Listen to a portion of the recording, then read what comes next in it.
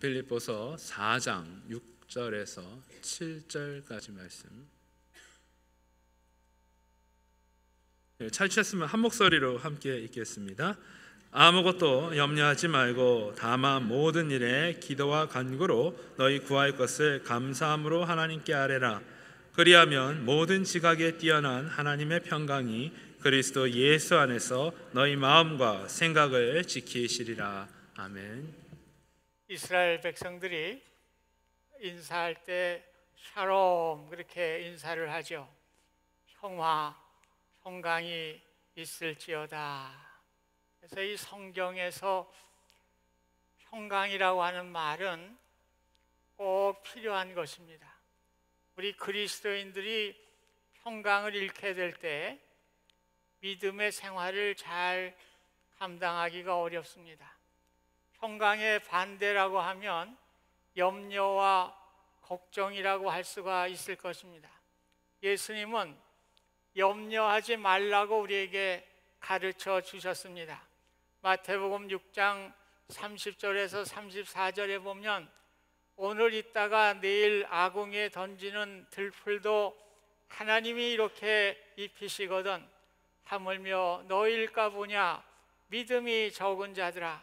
그러므로 염려하여 이르기를 무엇을 먹을까 무엇을 마실까 무엇을 입을까 하지 말라. 이는 다 이방인들이 구하는 것이라.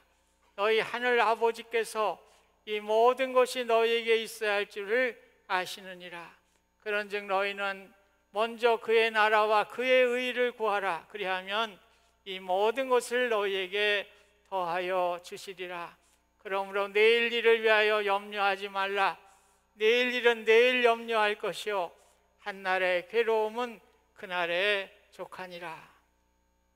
세상을 살아가면서 우리에게 어려움, 힘든 일이 생길 때마다 우리는 염려할 수밖에 없습니다. 그러나 예수님은 이러한 염려를 곧 해결하여 우리의 마음의 평안을 누릴 것을 말씀해 주시고 우리의 염려가 있을 때에 마음이 괴롭고 우리의 심령에 병이 찾아올 뿐만 아니라 믿음으로 살아가기 어렵기 때문에 염려하지 말라고 가르쳐 주셨습니다. 민수기 13장에 보면 가나안 땅을 정탐했던 12 정탐꾼들의 이야기가 나옵니다. 10사람은 갔다 와서 가나안 사람들이 키가 장대하고 거기에 비하면 우리는 메뚜기와 같습니다. 도저히 그들과 싸워 승산이 없습니다. 그렇게 염려하고 걱정을 하였습니다. 그러나 여호수아와 갈렙은 하나님이 우리와 함께 하시면 능히 우리가 가나안 땅을 취할 수 있습니다. 이렇게 믿음으로 이야기를 했습니다. 우리가 염려하는 사람들의 공통점을 보면은 자신의 힘으로 무엇을 하려고 그렇게 합니다. 이 10 정탐꾼들도 자신의 힘으로 하려고 하니까 도저히 불가능합니다. 그렇게 이야기를 했습니다. 그러나 여호수아와 갈렙은 우리가 그들에 비해서 힘이 없지만은 하나님이 함께 하실 때에 능히 이길 수 있습니다. 이렇게 믿음의 고백을 했습니다. 우리는 어려움을 만날 때에 내 힘으로 모든 것을 해결하려고 합니다. 그 어려움이 나에게 넘지 못할 산과 건너지 못할 강으로 다가오게 될 때에 우리는 좌절하게 되고 염려하며 걱정에 빠지게 됩니다. 그러나 우리의 믿음이 하나님께 향하게 될 때에 도저히 감당할 수 없는 상황 속에서도 하나님이 나와 함께 하심을 믿고 내 인생이 하나님의 손에 붙잡혀 있음을 믿음으로 깨닫게 될 때 우리는 평안을 누릴 수가 있습니다. 어떻게 보면 우리의 불안은 내 힘으로 해결하려고 하는 데서 옵니다. 하나님께 대한 불신의 마음에서 오게 됩니다. 예수님은 염려하는 것이 믿음이 없는 이방인들이 하는 것이라고 말씀하셨습니다. 그래서 아버지께서 너에게 있어야 할 것들을 다 아시느니라. 아버지께 염려하지 말고 맡기고 또한 믿음으로 살아갈 것을 말씀해 주셨습니다.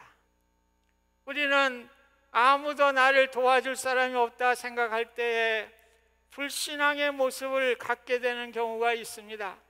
이러한 사람은 늘 자신이 독립적인 의지로 살아가려고 합니다.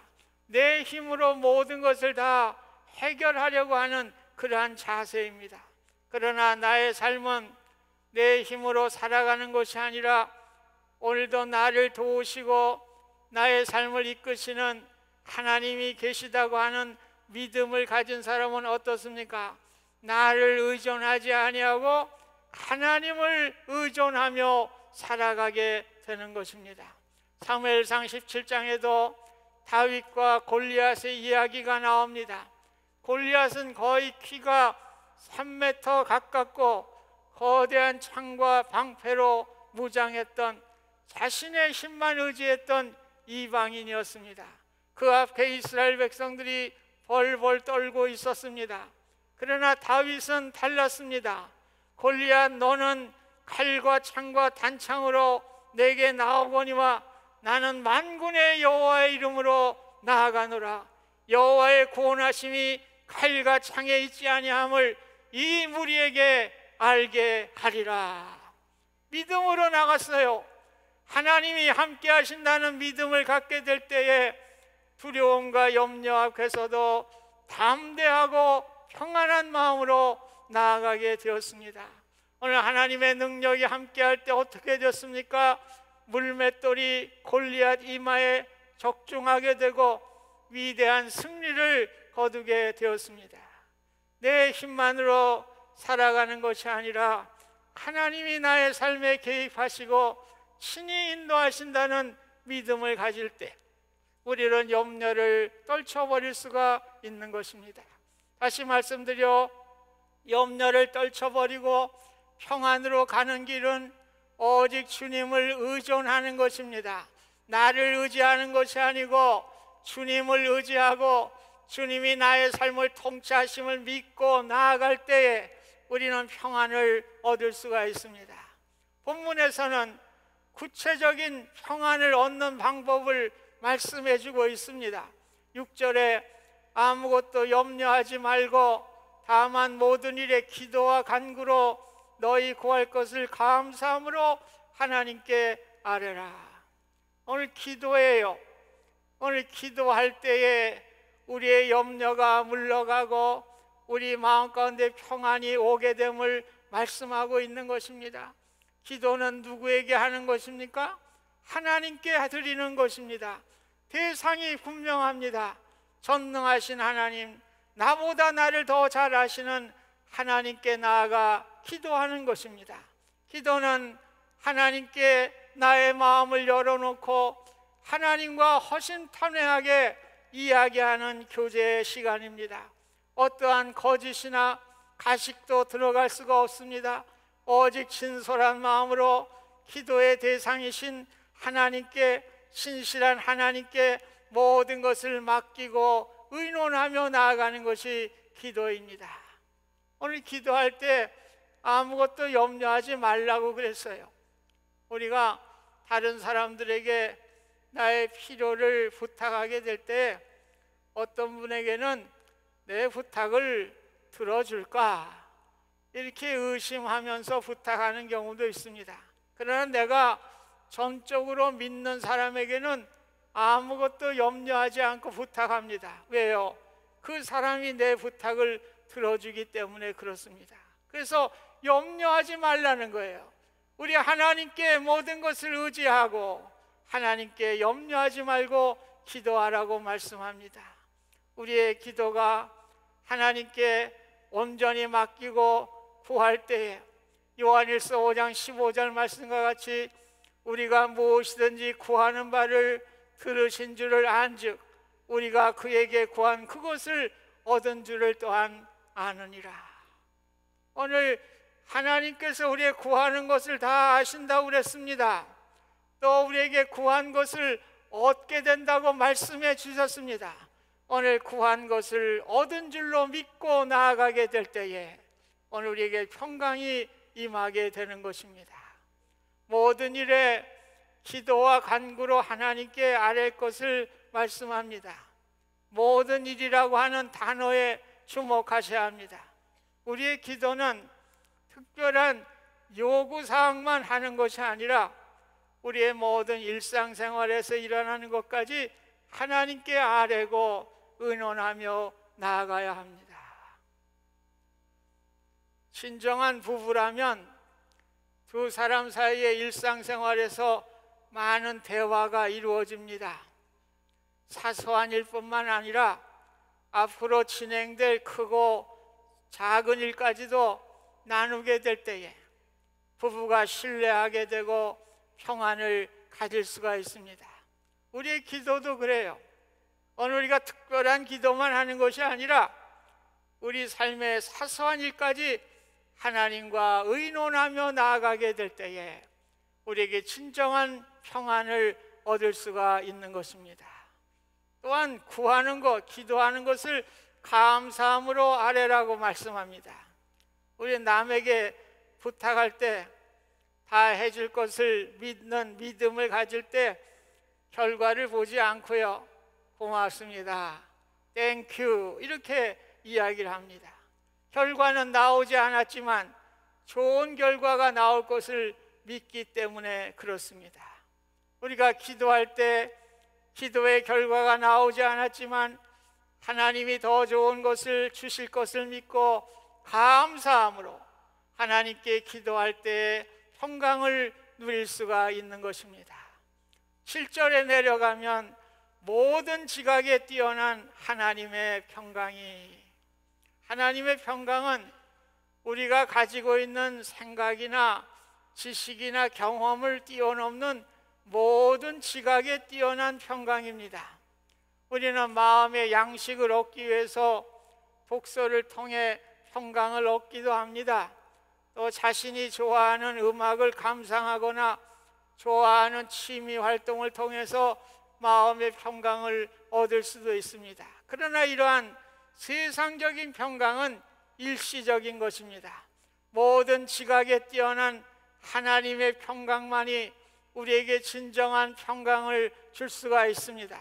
하나님의 평강은 세상으로부터 주어지는 것이 아닙니다. 위로부터 주어지는 진정한 평강입니다. 그러므로 예수님의 이름으로 기도하여 하늘의 문을 열게 될 때에 위로부터 우리에게 하나님의 평강이 부어지게 되는 놀라운 은혜가 임하게 되는 것입니다. 그러므로 예수님의 이름을 부르지 아니하고 얻어지는 세상의 평강은 진정한 평강이라고 할 수가 없습니다. 잠시 우리를 현혹하고 우리를 착각 속에 빠지게 하는 평강입니다.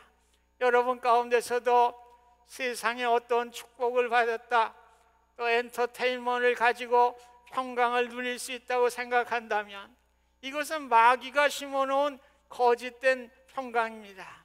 이 땅에는 참 평강이 없어요. 공포와 불안이 왕노릇하는 이 세상에는 진정한 평강이 없습니다. 하늘 아버지가 선물로 주시지 않는 한 우리는 진정한 평강을 맛볼 수가 없습니다. 우리는 예수님의 이름으로 기도하여 하늘 아버지께서 위로부터 부어주시는 평강이 있을 때만이 진정한 평강을 누릴 수가 있습니다. 찬송가 412장에 보면 이 땅 위에 험한 길 가는 동안 참된 평화가 어디 있나, 우리 모두 다 예수를 친구 삼아 참 평화를 누리겠네. 평화로다 하늘 위에서 내려오네. 그 사랑의 물결이 영원토록 내 영혼을 덮으소서. 오늘 예수님은 사납게 폭풍이 일어나는 파도를 잔잔케 하셨던 주님이셨습니다. 이 땅 위에 험한 길 가는 동안 우리의 마음에 끊임없이 풍랑이 일어나고 폭풍우가 치게 될 것입니다. 오늘 그것을 잔잔케 하시며 평강으로 인도하실 분은 오직 예수 그리스도이십니다. 오늘 7절에 보면 하나님의 평강이 그리스도 예수 안에서 너희 마음과 생각을 지키시리라. 여기 지키시리라는 단어는 호위하리라는 군대적인 용어입니다. 이는 로마 수비대가 보초를 서는 광경을 묘사하고 있습니다. 하나님의 평강은 믿는 자의 마음을 지키는 파수꾼처럼 모든 근심과 실망으로부터 성도를 지켜 보호해 준다고 하는 의미를 가지고 있습니다. 하나님의 평강이 우리의 마음과 생각을 지켜주셔야만 평강을 누릴 수가 있습니다. 시편 127편 1절에 여호와께서 성을 지키지 아니하시면 파수꾼이 깨어 있음이 헛되도다 그랬습니다. 하나님이 우리의 마음의 성을 지켜주지 아니하시면 우리가 아무리 파수꾼과 같이 깨어 있다고 하여도 그 수고가 헛되게 되는 것입니다.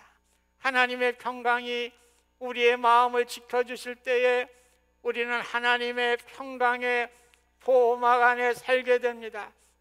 마치 태어날 아기가 어머니의 자궁 보호막 안에 있는 것과 같이 주변의 상황과는 전혀 무관하게 평강을 누립니다. 태어나는 세상의 환경이 어떠하든지 어머니 자궁에서 평화를 누려요. 그래서 발차기도 하고 움직이기도 하고 이렇게 평안히 자라가게 됩니다. 마찬가지로 아무리 세상에 염려와 걱정이 있다고 하여도 하나님의 보호막 안에 있는 우리는 아무런 염려와 걱정 없이 평강을 누리고 살아가게 될 것을 말씀해 주셨습니다. 이사야 40장 31절에 보면 오직 여호와를 앙망하는 자는 새 힘을 얻으리니 독수리가 날개치며 올라간 같을 것이며 다른 박질하여도 곤비치 아니하고 걸어가도 피곤치 아니하리로다. 기도하는 일은 독수리같이 하나님의 은혜의 보좌에 올라가는 일입니다. 이 세상에 발을 딛고 사는 동안 우리에게는 염려와 걱정이 끊임없이 찾아오게 됩니다. 이러한 문제를 해결하기 위해서는 독수리와 같이 날개치며 하늘 보좌에 올라가 기도하는 일입니다. 독수리는 세상이 시끄럽든 공해가 있든 폭풍우가 있든 모든 것을 초월해서 구름을 뚫고 심지어 천둥까지도 그의 발 아래 두면서 구름 위에서 태양빛으로 목욕을 합니다. 비행기를 타보시면 밑에는 비구름이 꽉 껴있는데 위에 올라가면 어때요? 햇빛이 쨍쨍 나죠. 그렇게 그 아름다운 목욕을 한단 말이에요. 독수리는 그 구름을 뚫고서 태양빛에 목욕을 하며 만족을 누리게 되는 것입니다. 우리의 신앙은 하나님을 향해 높이 올라가야 합니다. 우리의 본향이 하늘에 있기 때문에 그렇습니다. 하나님은 세상의 염려와 걱정을 뒤로하고 독수리처럼 하나님을 향해 앙망하며 날아오는 우리의 기도를 들으시고 기뻐하십니다. 찬송가 354장에도 주를 앙망하는 자 올라가 독수리같이 모든 싸움 이기고 근심 걱정 벗은 후 올라가 독수리같이. 그리스도인이라 할지라도 세상이라고 하는 염려와 걱정이 가득한 이 땅에서 염려와 걱정을 하지 않을 수가 없는 것입니다. 그러나 하나님의 보좌 앞으로 날개치며 나아가게 될 때 그리스도 안에서 참 평강을 누릴 수가 있는 것입니다. 마지막으로 하나님의 평강을 경험한 그리스도인들은 그 삶 속에서 평강을 나타내고 살아가야 합니다. 9절 보면 너희는 내게 배우고 받고 듣고 본 바를 행하라. 그리하면 평강의 하나님이 너희와 함께 계시리라. 오늘 바울은 하나님의 평강을 맛본 후에 그 평강을 다른 사람들에게 나타내며 살아갔습니다. 바울의 삶이 얼마나 고달픕니까? 지금 빌립보서를 쓸 때 감옥에서 쓰고 있는 서신입니다. 그 고통스럽고 어려운 삶이지만은 오늘 나에게 주신 평강을 너희들이 배우라. 자신 있게 이야기를 하고 있습니다. 평강을 소유한 사람은 평강을 나타낼 수밖에 없어요. 여러분의 마음에 기쁨과 평강이 넘쳐나는데 어떻게 그 평강을 나타내지 않을 수가 있습니까? 저는 막내로 태어나가지고 제 대학 갈 때 이 대학을 갈 형편이 안 됐어요. 그래서 어딜 가야 되나요? 대학을 못 갈 텐데. 뭐 국가에서 다 먹여주고 배워주고 입혀주고 채워주고 모든 걸 다 책임져주는 이 해양대학에 이제 지원을 하게 됐는데 제 걱정은 신체검사입니다. 제가 그 신체검사가 사관학교에 준하는 아주 엄격한 신체검사라 제가 자신이 없었어요. 그 당시에 서울 대방동에 해군본부가 있었는데 저는 이제 서울지구니까 이제 대방동의 해군본부 거기서 이제 신체검사를 받는데 얼마나 하나님께 기도했는지 몰라요. 하나님 이 신체검사 검사관들의 눈을 좀 멀게 해서 좀 합격하게 해주세요. 다행히 하나님께서 그 기도를 들으셨는지 불쌍하게 받는지는 모르겠습니다만 합격 통지서를 받게 됐습니다. 그러니까 기도하다가 이렇게 또 얻게 되니까 마음이 얼마나 기쁘고 평안이 찾아오는지 몰라요. 그래서 제가 한동안은 휘파람 불면서 말이야 어딜 가든지 휘파람이요. 그 당시만 해도 제가 휘파람을 잘 불었어요. 요즘도 잘 부르는데 설교 준비하면서 요즘도 되나 한번 휘파람을 부르니까 휘파람이 안 됩니다. 어쨌든 너무나 좋으니까 그냥 뭐 휘파람 불면서 있든 말든 그래 사람들이 뭐 이상하게 생각을 했을 거예요. 왜 그렇습니까? 오늘 기쁨이 있으니까 감사하니까 평강이 넘치니까 뭐 미친놈이든 뭐든 내가 좋으니까 이렇게 평강을 표현하게 된 것입니다. 오늘 평강을 소유한 그리스도인들은 다른 이들에게 평강을 나누어주며 살아가야 하는 것입니다. 평강을 받은 사람들은 말로만이 아니라 우리의 행동으로 보여줘야 되는 것입니다. 우리가 살아가는 이 시대에 복음의 역사를 이루기 위해서 마음과 행동이 평강으로 나타나야 됩니다. 요즘 평강을 이뤄서 복음에 역행하는 일들이 얼마나 많이 있습니까? 심지어 뭐 지하철에서 싸우면 여기가 교회인 줄 알아? 교회 가서 싸우지 왜 지하철에서 싸워? 얼마나 추락을 했습니까? 얼마나 복음에 역행을 하고 있습니까? 먼저 우리가 평강을 가져야 돼요. 이것이 오늘 참 그리스도인의 맨다토리예요. 필수적인 거예요. 평강을 가져야 하나님의 영광을 드러낼 수가 있습니다. 그래서 우리 가정에서도 부부간에 또 자녀들에게 참 평강을 드러내시기를 바랍니다. 우리 아이들을 가르치는 교사들은 학생들에게 평강의 모범을 드러내야 합니다. 또 성도와 성도 사이에 평강을 드러내십시오. 우리 믿는 다 하나님의 나라, 하나님의 시민권자들인데 우리가 기쁨으로 평강으로 함께 대하실 수 있기를 바랍니다.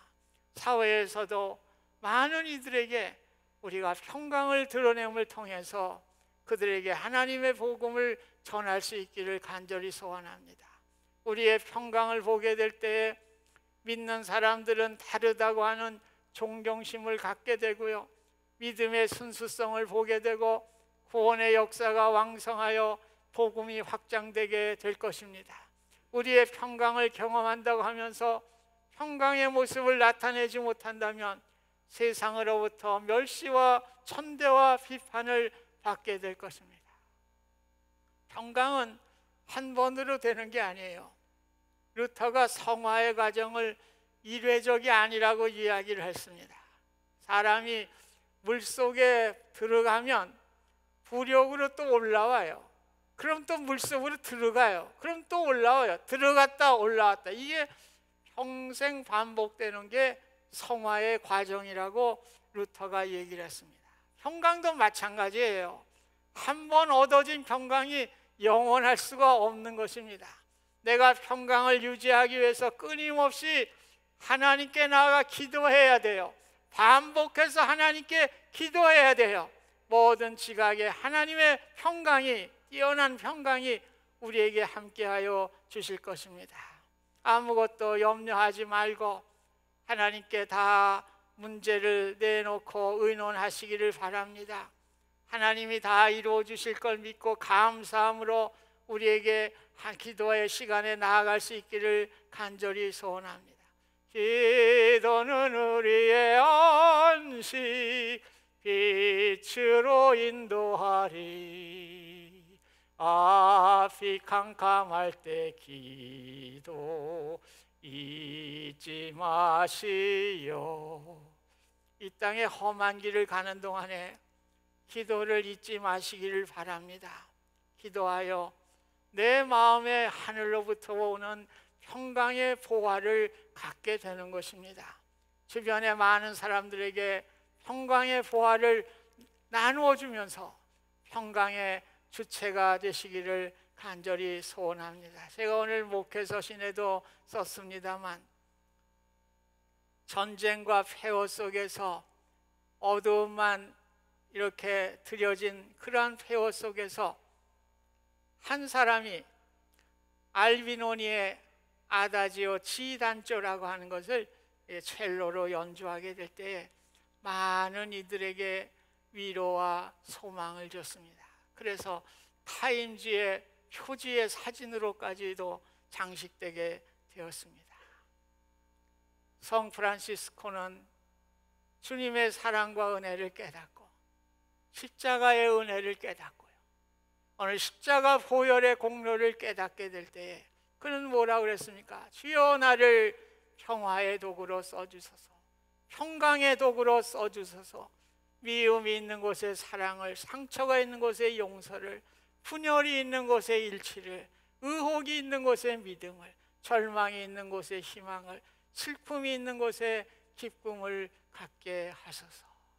오늘 우리 그리스도인들이 이러한 우리의 삶이 되시기를 간절히 소원합니다. 저도 어렵다 보니까 병상에서 생각이, 이제 내가 해야 될 일은 많은 어려운 이들, 많은 고통을 당하는 이들에게 위로와 소망의 메시지가 돼야 되겠구나, 그런 생각을 많이 했습니다. 오늘 평안을 가지십시오. 오늘 평강을 가지고 살아가는 것이 그리스도인입니다. 오늘 그 평강을 많은 이들에게 나누어지면서 정말 복되고 귀한 우리의 삶을 살아갈 수 있기를 주님의 이름으로 축복드립니다. 은혜로우신 하나님, 우리에게 평강을 주셨고 그 평강을 위해서 기도하게 하시며 그 평강을 나누어주며 살아가는 아름다운 우리의 인생의 여정이 될 수 있도록 축복하여 주시옵소서. 예수님의 이름으로 기도하옵나이다. 아멘.